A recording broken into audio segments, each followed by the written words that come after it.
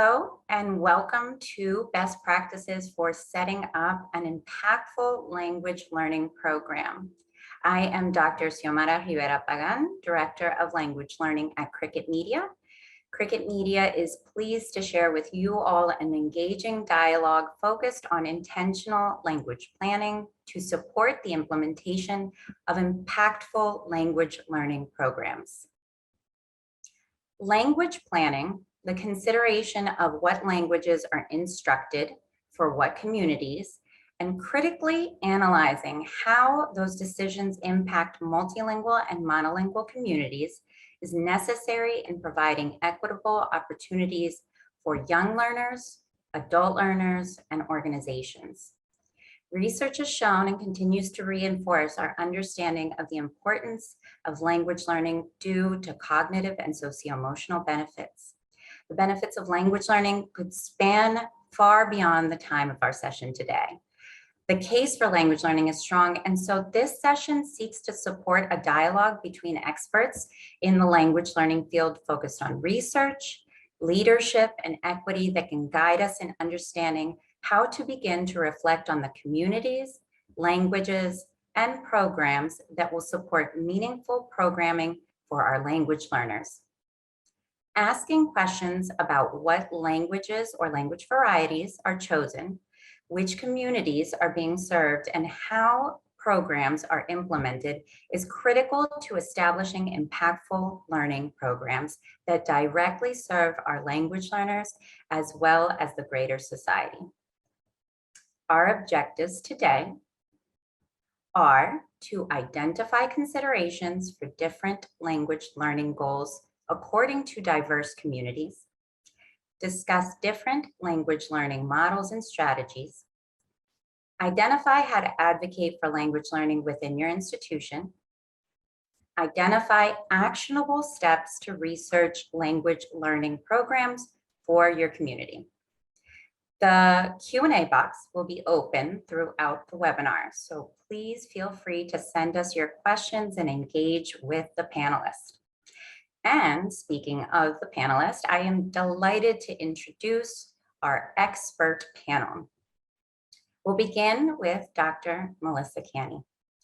Let's introduce them all. Perfect. Dr. Melissa Canny is the ESOL supervisor for Prince George's County Public Schools, the 15th largest ESOL program in the nation. With over 27,000 multilingual learners, Dr. Canny has served in various roles within the ESOL office and Prince George's County, including classroom and ESOL teacher, ESOL coach, and ESOL instructional specialist. Dr. Canny earned both her master's in teaching English for speakers of other languages and her doctorate in educational leadership and policy development from the University of Maryland. Next, we have Dr. Georgina Garcia. Dr. Georgina Garcia is an education, leadership, and business scholar, affiliate professor of education at Metropolitan State University of Denver, and author of The Habits of Sustainability Theory. She specializes and is a maven in dispositional leadership and sustainable organizational cultures. She is a first-generation Mexican-American and is bilingual and biliterate in English and Spanish. Dr. Garcia has served as an elementary and middle school teacher, as well as a K-8 school administrator and leader. Her expertise in K-12 education focuses are multilingual learners, SIOP, Sheltered Instruction Observation Protocol, culturally responsive and anti-racist leadership and instruction, socially just equity-centered classrooms for sustainable student success, community partnerships for learning, and whole system school reform. She also has served on regional and national corporate training teams and is a leadership coach. Next, we have Dr. GoMee Park. Dr. GoMee Park is a postdoctoral scholar in multilingual education. She started her teaching career in South Korea, where she taught a wide range of populations from elementary students to college students and adult workers for 10 years. Coming to the US for a doctoral degree, she helped develop the Teaching English as a Foreign Language certificate program and worked on the Advocacy, Capacity, and Collaboration for English Learners project in Iowa, funded by the US Department of Education as a graduate assistant. For her dissertation, she investigated the impact of state-mandated assessments on English learners in a dual language school, which won first prize for the Outstanding Dissertation Award from the National Association for Bilingual Education. Dr. Park works at University of Iowa. Her expertise include teaching English as a second foreign language, content area instruction for English learners, differentiating instruction and assessments for English learners, language assessment, particular interest in integrated assessments and listening assessments, and language policy. We are so excited to have our expert panel here with us to engage in this dialogue. And we think that in order to kick off our conversation today, it is key to begin to introduce some concepts that can help us frame our understanding of orientations that can be taken when language planning. So Dr. Park, could you start us off by giving us some insight into different ways that language learning can be viewed? Thank you, Xiomara. So language orientation refers to how the community perceives language and the role of languages.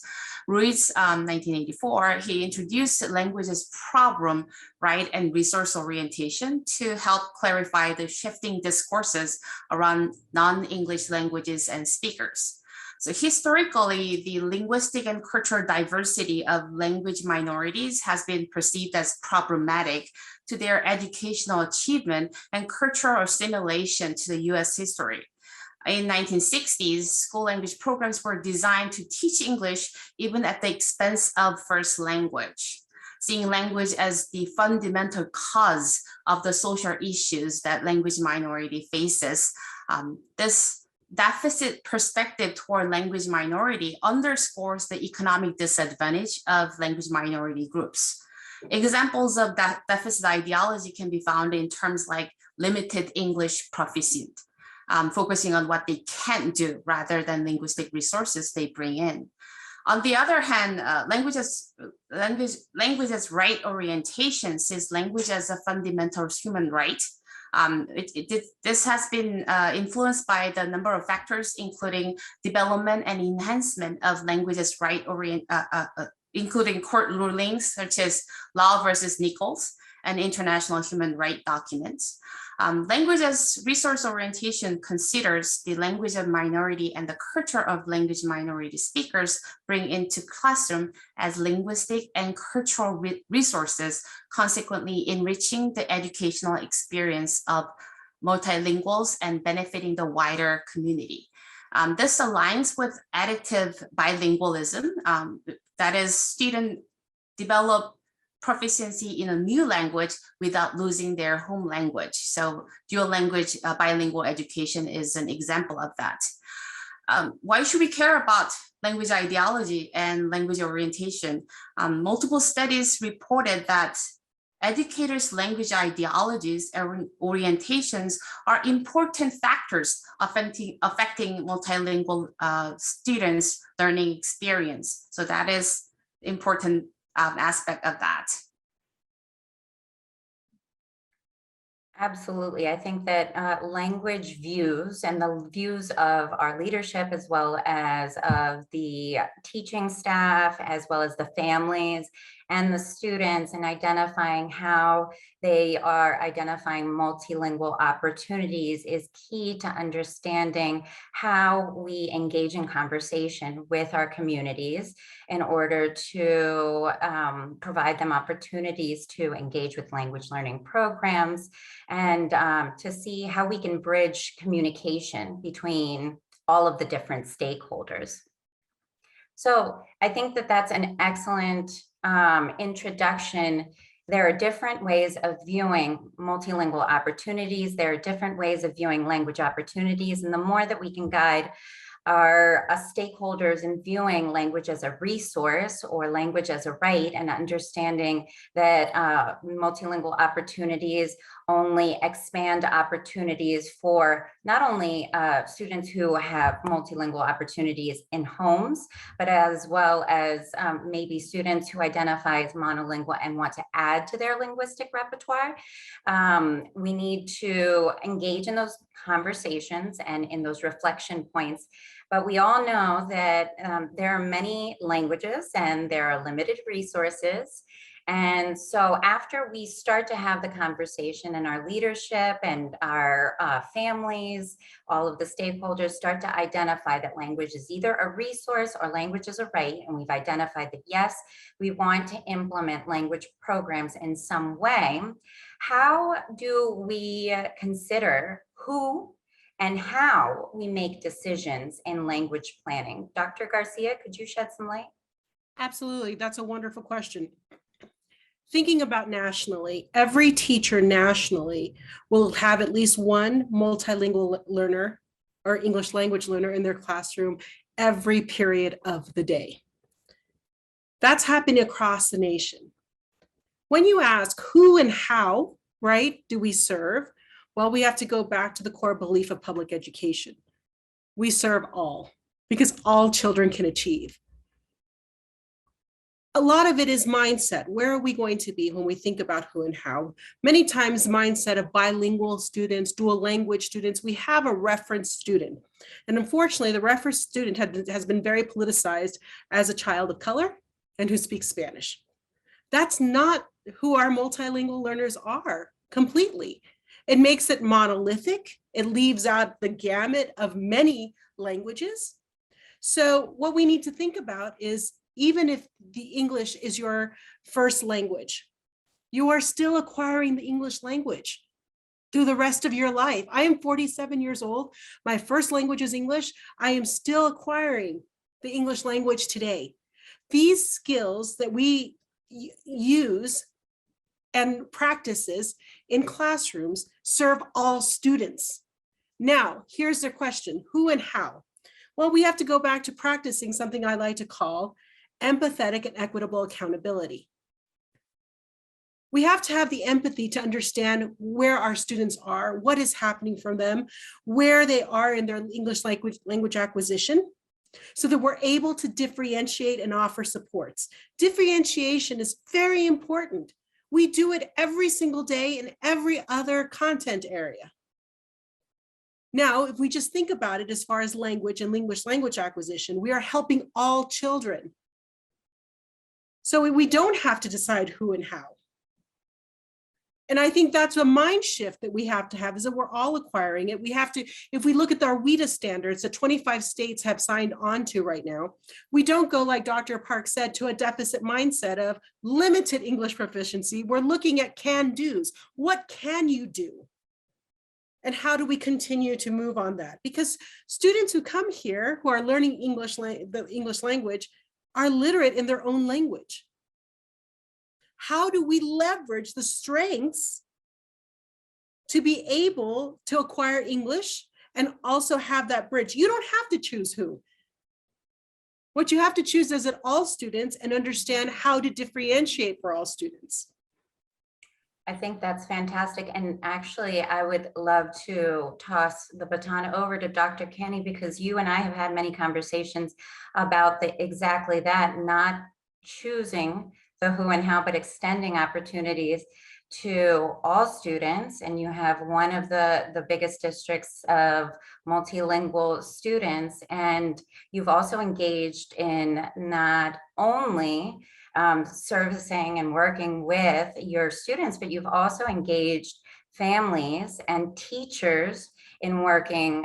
So it isn't all directly related to what's happening in the classroom. It's expanding the language programs, language efforts, language learning for young learners, as well as adult learners, as well as English proficient, as well as multilingual.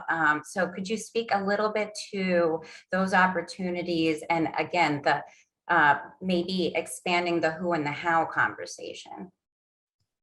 That's a great question, Zayamara. I think the who and the how is one of the questions that we have to know. Who are our students? And as Dr. Garcia was saying, in my particular county, we have students from over 100 different countries that speak 100 different languages. And we also have a growing Guatemalan group of students who are indigenous. And so they're not often identified in our paperwork or in their languages. And so making sure that we understand our students, we know their representations, and we know that we can find ways to include them in our programming, in the ways we welcome them into our county, in making sure that they feel accepted. And I think sometimes we do data and we look at just the numbers. And I think it's important that we also do interviews with students. What do they want? What do they need? Interviews with families, and hearing, if you were to stay with our county, if you were to seek another opportunity, or why did you come here in the first place? What do you like about us? And I think that can drive programming. I'm not saying that's the only thing, but also looking at the students' needs and really analyzing the data that helps to drive instruction, and trying to figure out ways to leverage students, as Dr. Garcia was saying, their primary language, their native language in some way. And sometimes that can become very challenging when you have over 100 different languages. And in some of our schools, there are 50 languages. And so sometimes it's a way you navigate with the students, but also finding ways to train your teachers. And I think Dr. Garcia said this very well, figuring out what the students' assets are.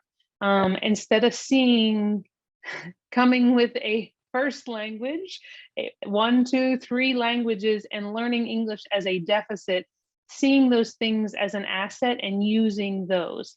And I think sometimes we haven't found ways to leverage what their literacy is in their first language. And so finding ways to leverage that.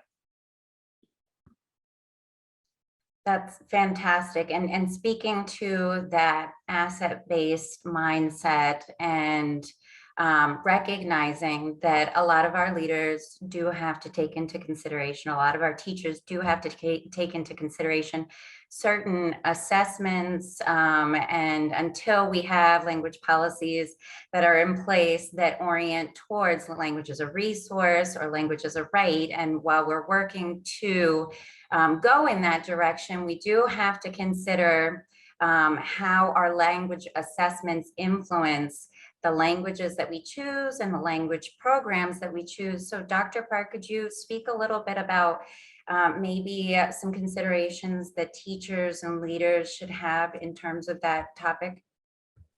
Yes, absolutely. Thank you. That language assessment piece is really critical. I know that in the field, everyone is seeing that as well. I just want to point out that language teaching and learning are inextricably linked to language assessment. So assessment is actually part of language learning and teaching. So you cannot really, I know a lot of times assessment sounds like, okay, so we don't want that. But it actually, we could use it. How we are using it is the focus. It should be the focus, not like we shouldn't be using it. Is not the focus of discussion of assessment. Like again, both formative and summative assessment, like, so does it informs teachers instruction, or does it tells how students are doing, and discuss that and communicate that with community and stakeholders. In that aspect, assessments are really important resource that we could utilize. So basically, without language assessment, how we know that if learning is happening? Like oftentimes teachers, parents, stakeholders, they want to see students improve, right? There is, and it's constantly happening. And one way to show that is using language assessment. So like, see, there is this multiple researchers actually focus on the importance of documenting the growth and development of languages in especially in dual language program. So both language should be, like the progress in both language should be documented, because it demonstrates the full biliteracy potential of multilingual learners. Lack of adequate tool to monitor students' progress in the minoritized language results in marginalizing of the language and dual language program, because English is often perceived as a language of power and privilege. So we have to understand that our school system is still monolingual. So there is this heavy monolingual perspective towards language, and if we don't have language assessment, that a tool that shows students' full potential, then we cannot have successful program. And in that case, that's why a lot of scholars are saying that we have to understand the power of testing. And that's why I kind of focus on state-mandated assessment, which actually use English to test students, multilingual students' progress, right? So because they are only testing in English only, their potential in other language, whether it's Spanish or French or Hebrew, is never shown. And that's not without that evidence, because it's data driven, like our educational system often requires that. And without that evidence, it's hard to communicate that. And because of that, it's often the language other than English are often minoritized. So that's something that we really need to think about. I love, Dr. Park, that you mentioned leveraging the assessments in a meaningful way, because you would like to recognize that learning is happening.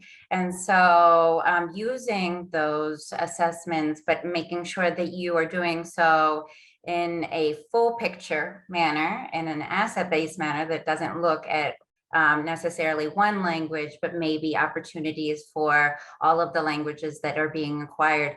And all of those data points are definitely elements of what leaders are looking for when they're making decisions, whether it's within the school system, whether it's within organizations, whether it is any specific place.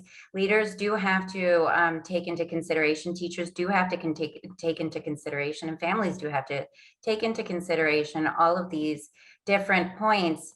So taking all of those elements, what types of questions do leaders ask, Dr. Canny, about decision-making when they are approached with language programming? Most of our teachers and leaders are supportive of language learning. There are a lot of individuals who support language learning, and it's still kind of challenging to get these programs in place. So what kind of questions can be expected from leadership that maybe we can prepare for a more productive dialogue? Thank you. So I think, as Dr. Garcia said it earlier, pretty much everybody is going to have an English learner in their class. And so the population is growing, and schools and districts have to really begin to think about that data, as Dr. Park was saying, and looking at both formative and summative data, and bringing that back again to what assets are the students bringing in, and how do you use those assets to bring up the other areas. Looking at the gaps between our multilingual learners and the other highest performing individuals in the school, and then also figuring out how do we close that gap, and how do we leverage the different groups of students, and is there certain programming that's being offered for the other groups of students that our multilingual learners aren't participating in, and is it a language issue or an access issue?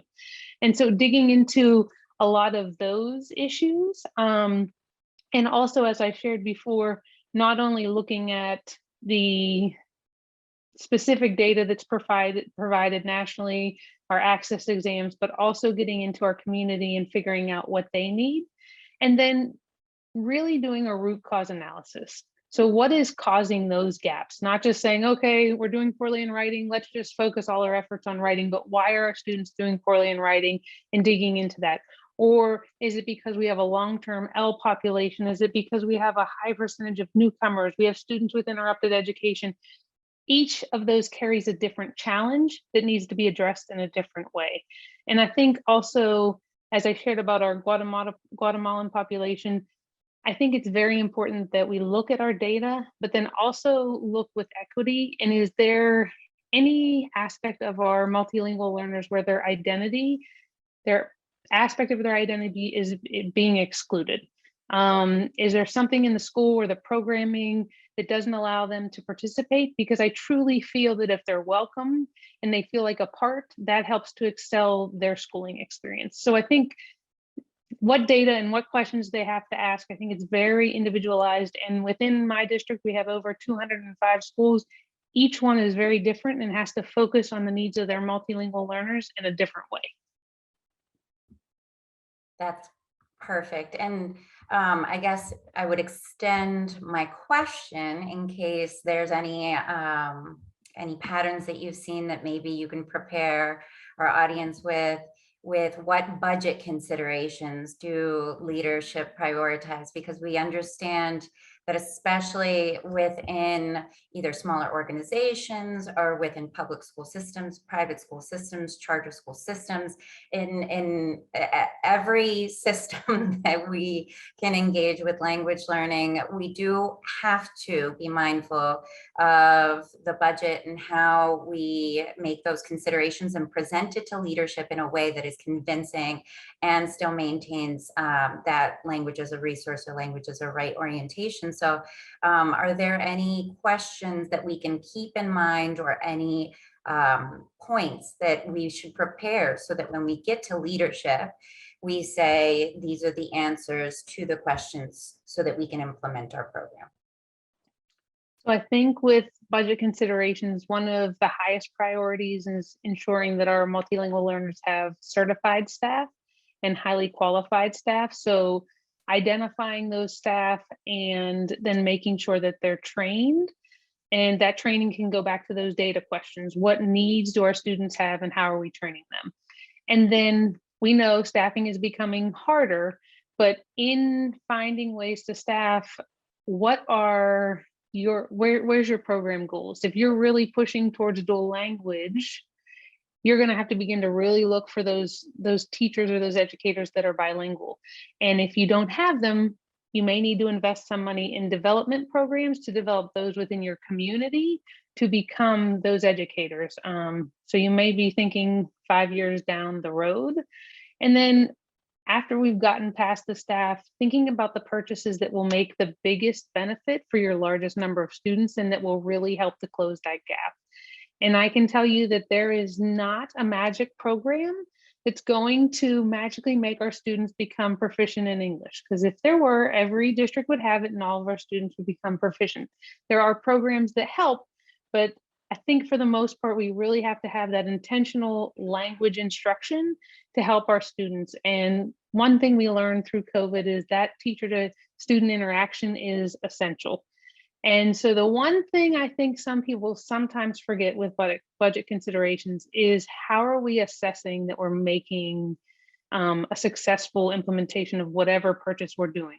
We often purchase it at the end of the year, we say our data didn't move, but we didn't actually know how we were measuring what we purchased. So really thinking through when you're purchasing something or doing something, is it making an impact, and starting on the beginning to figure out how you're going to determine that. Wow, and yes, I think those were very explicit, and I am going to put Dr. Garcia on the spot a little bit. I am curious if, because you have worked with this particular topic in organizations that are in the school system as well as for adult learners, if there are any considerations that maybe leadership at other levels, including the school system, but maybe outside of the school system, is anything similar in terms of implementing a language program and decisions that leadership have to make? Or is there anything that you've seen pop up outside of the school space? Well, I think the most important thing is to understand, how we think about it. As we started thinking, it's the mindset that we go into this whole idea and this whole movement. I like to call it a movement, right? Because we are on a movement of language activism, language advocacy, and how are we moving through the mindset of it? We can't deny that 89% of our teaching workforce comes from white middle-class America. It does not match what our students are in schools. We can't deny that. So if we think about what is our major challenge, it's going to be implicit bias. And the decisions that we make through implicit bias that we don't even realize. We don't even realize our own limitations in thinking. We don't realize that the way we feel about certain things comes out in our instructional practices and our funding and decision making. Many of our leaders are not familiar with the ongoings of language acquisition in schools, in your everyday classroom, and what the needs are. It's important to educate our leaders in order for them to understand the importance as to why we need to allocate money there. Here's the other thing. We also have to dispel lots of myths that go on behind the scenes. If you're looking at dual language programs, absolutely, you will want to tap into bilingual teachers. Does that mean you need to solely have bilingual teachers? Absolutely not. Do we know that, when we're talking about multilingual students, right, we keep on with that reference student again, student of color who speaks Spanish. And we hear a lot, well, I don't speak Spanish, so I can't teach that. I don't speak Vietnamese, so I can't teach that. I don't speak Somali, but you don't need to speak a second language to be a phenomenal English language development teacher, right? Second of all, only 40%, just on that, only 40% of teachers teaching today have had at least one class of how to teach multilingual learners. And what I mean by class, I don't mean a semester-long class. It could be just one 45-minute class. And they're depending on professional development at school to teach them how to navigate these waters, right? So it's very important that we start to think of higher ed, because it's my dream that we all become teachers who are culturally and linguistically diverse teachers who teach math, culturally and linguistically diverse teachers who teach language arts, culturally and linguistically teachers who teach physical education, right? And we're getting there, we're moving there. We also have to have the mindset of thinking about, am I scaffolding learning or am I saving students? Right? We have that savior mentality sometimes going on. As teachers, we've all had it. Are we scaffolding the learning versus watering down the curriculum because of what we believe somebody else could understand or reach the expectation to? Are we also honoring, right, English to leverage for revitalization of languages? Are we honoring home languages? And the only way we'll know that is what do our relationships look like outside the classroom? What kind of conversations are we having with parents? Are we only having conversations about academic achievement and student culture? Or are we having conversations around, what are your hopes and dreams for your children? How was your weekend going? Are we building those relationships? You're never going to be able to differentiate if you don't have authentic relationships with your students and with their families. Honoring language and honoring language in schools is honoring families and community. Thinking about those things, because when we take away language or we marginalize language, we are marginalizing somebody's family relationships. We're marginalizing their connection to their family. Also, when we think about in schools, we chase achievement. We chase numbers. And we're wondering why we're not getting there, because we're not chasing equity. If we do our professional learning communities, if we do our root cause analysis with an equity lens and focused on equity, achievement will be the byproduct. Achievement should be our byproduct, not achievement our focus. Because when we're focusing on achievement, we're not focusing on student needs. We're getting into the fallacy and where we interchange equality for equity. Equality that everybody's getting the same, but not everybody needs the same, right? We might all be getting the same curriculum, but we don't need it in the same way. That's equity, right? And thinking about change. Dr. Kenny just said, we implement a program, we look at the end of the year, did it work? Well, I'm going to tell you something. Change takes time. You're not going to see the change in 1 year. You've got to wait it out. You're not going to see change until about 5 to 8 years is when you can actually measure, did we make this impactful change? But those are the things we need to think about, right? And we need to think about how we talk about the true history of language learning in this nation. When we think about Brown versus the Board of Education, everybody thinks that is the #1 place where we desegregated. Well, English language learners, the actual word for them for US government is students who are impacted by desegregation, right? But desegregation started in California with Mendes versus Westminster. It was Latino parents who were upset that their children were being segregated, not based on skin color, according to the government, because they were going to Americanize Mexican children. When we think about English being the dominant and language of power, and we think about it as far as Americanizing people, we have to think about acculturation versus assimilation. We're no longer dropping who we are, and we're not asking students to drop who they are. We're asking them, you know what, learn a different language, have something else in your toolkit, and continue to be who you are with your family. Those are the things, the pitfalls that I start to see in all types of programs, whether it's in schools, higher ed, even in the workplace, when we don't value these things or think about it and check our own bias. Thank you, Dr. Garcia. That was wonderful. I think we have a question in the chat that mentions, is the discussion going to include foreign language in a language immersion setting, for example? And I think that's an excellent question. I don't think that the foreign language, or the term that I use is world languages, or any of those additional languages, I don't think that they're removed from this conversation at all. I think in this conversation, we're definitely highlighting multilingualism and multilingual opportunities. And so in our discussion, we are definitely going to, we're definitely highlighting opportunities for students who are acquiring additional languages, specifically English.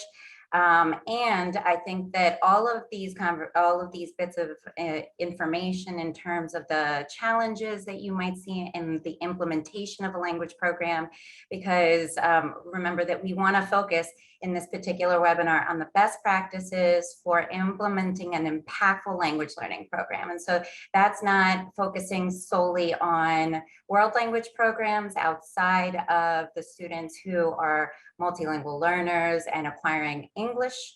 That is a part of it. And in this particular webinar, we're definitely thinking of all language acquisition. So language immersion, I've heard many discussions throughout this particular webinar where we've discussed dual language programming, and that is exactly what dual language programming does, where you have different models of what it looks like to bring two languages together and support one another in opportunities to bridge from one language and connect it to another language. And if you do so intentionally, you are looking at the particular communities that you are placing the program in. And to go back to how Dr. Park started this conversation in terms of the way that we orient towards language, viewing it as a resource or viewing it as a right, if we are looking at it through an equitable lens, as all of our panelists have discussed, we, in implementing an impactful language program, we want to look at how we're implementing languages to support the home languages of the communities that they are going into. So thinking about, are we choosing the languages that we already have communities present in? If we have a community of students who have strong home language that they identify as Hebrew, how are we positioning our dual language programming in order to amplify Hebrew as well as amplify their English acquisition? Because we know that in this particular country, English is a dominant language, whether or not whatever your beliefs are, it is a dominant language. It is a hegemonic and powerful language. And so acknowledging the power of knowing English and other languages is definitely what we want to speak to. And when we are thinking of implementing impactful programs, we want to make sure that we are not only putting language programs in place in school systems, in organizations, but we're doing so in a meaningful way that thinks about the communities that we're serving and how we're servicing them. So I think that we are touching on all of that, and we've definitely heard about our multilingual community who is acquiring English, and we've also heard about our dual language programs that amplify various home languages, and dual language programs can be inclusive of many languages. And we are definitely focusing the conversation on what specific challenges or what specific wins. And so I think that Dr. Garcia gave us the answer to the question before I even was able to ask us about some of the challenges that we've observed in terms of language programming and implementation. Dr. Park, could you and maybe the rest of the team talk a little bit to what language programming decisions are being made that should be highlighted and replicated? And maybe that you will hear some elements of the second question, which speaks to the best language acquisition practices. So what are you seeing that's done really well that falls in line with best language acquisition practices in the classroom? Well, I do think that, especially for dual language context, where it's a lot of case, it's emergent program where two languages are taught in 50, a lot of times 50%. Having language policy, so language policy that details, elaborate what is the language program goal, what are the students' need and how we are going to meet that needs. The specific list of that, having that is so impactful, because oftentimes we have to understand we are in this society, larger society, and our ideologies are often influenced by the dominant discourse, right? So whether we see a certain language in community as a resource, that we should really have a program on that versus like, hey, maybe we shouldn't do that. So I've seen this like certain area where they don't have any French speaking population, but they were like, okay, we don't want Spanish because oftentimes Spanish perceived like, so the racial linguistic aspect of Spanish is impacting the policymakers, and they are changing it. Oh, so French seems more fancy, it's more elegant, so we'll go with that. But that doesn't work if that's the starting point of it. So like Dr. Kenny also mentioned about the context, right? So having all that, like understanding that, putting into document, having it as a source to go back and check whether they are doing what they are saying is important. It's a form of guideline for them. Also, Dr. Garcia mentioned about PD, like how we are not really giving good training to the teachers, language teachers. Oftentimes, like it's really, I do see that because I'm a multilingual educator, and I see that how it's really narrow. The program itself is really small. Oftentimes, focus is not like a lot more focus on science ed, social studies ed, or math ed, but then not language. But having that program, like training in language, training the language teachers to better serve the students is important. And so providing PD really works well. Also, I think both doctors mentioned about the advocacy part. We actually had a workshop PD, and then we dedicated one like session on advocacy piece, because we understood, and the research has been telling us that without the administrators' support, language programs don't succeed. So these are some of the things that really we need to think about and should be highlighted in language program for language program success. Absolutely. And I think that looking at the various scales of implementation is definitely key, and looking at that higher level element of how are we implementing at the high level before we even begin to teach in the classroom. The consideration of this particular webinar, I really wanted to focus on, if you do not put the particular steps in place in order to support your language program, if you don't start to ask these questions in order to engage your teachers, your leadership, your families in these very critical conversations, then you are going to have pop-ups of wonderful classrooms and hopefully wonderful opportunities of language learning.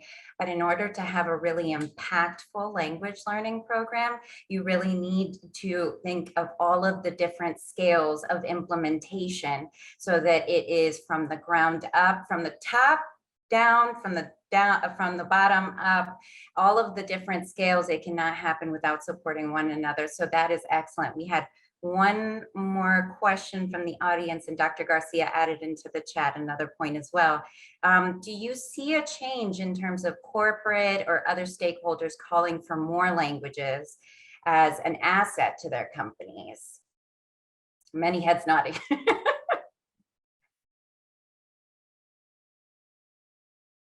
Absolutely. The days of English only environments are over. More companies are actively recruiting and actively seeking multilingual candidates. As we learned through the pandemic, we are not only operating solely in the United States anymore, we are operating globally. Even our webinars, a webinar like this one, there is somebody across the world going to watch it and be engaged with it. So every day, other languages and being multilingual is becoming more and more as an asset as it should be. And that's why it should be an asset, and it should be valued in schools, and it should be preserved.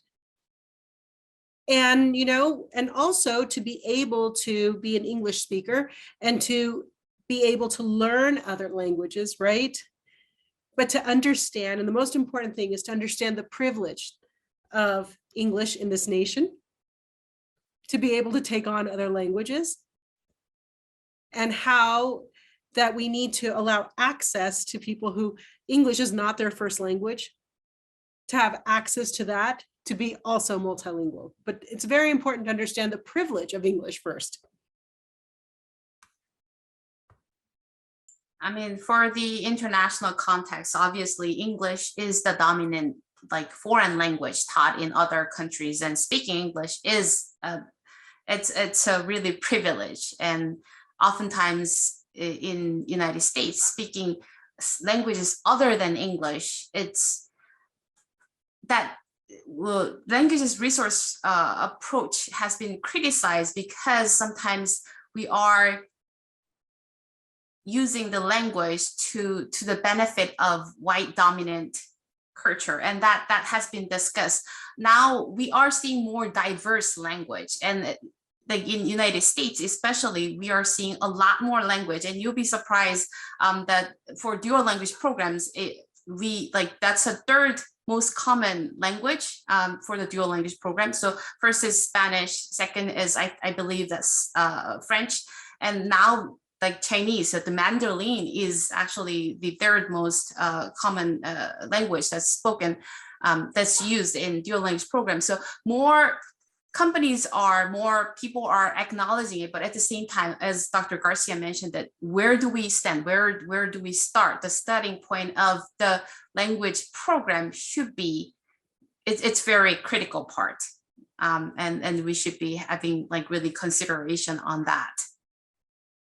That's perfect. Thank you, Dr. Park. And actually, consideration of that gives you all an opportunity to consider one actionable step. If there was something that you could share with our attendees in terms of what's one actionable step that you would encourage them all in taking in order to either support the implementation of a language program or support the current language program that they have in place in order to reinforce it and make it a little bit stronger. I'll go. I think one actionable step would go back to getting to know our students, going beyond the summative data, but really getting to know who your students are, and not just by the time in the classroom, getting out into their community, getting to know their families, getting to know the type of things they do, and finding ways to integrate that into the classroom as well as your instruction. Just making sure you keep a part of who they are as a part of the class and the school.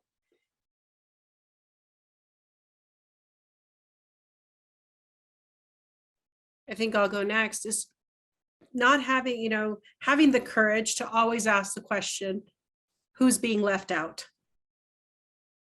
No matter what you do, set a plan, walk away from it, come back, who's being left out and why?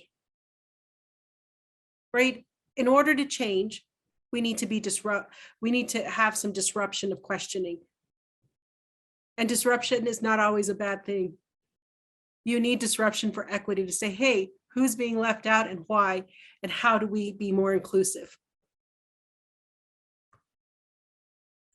I guess, well, I'm piggybacking on both doctors' words.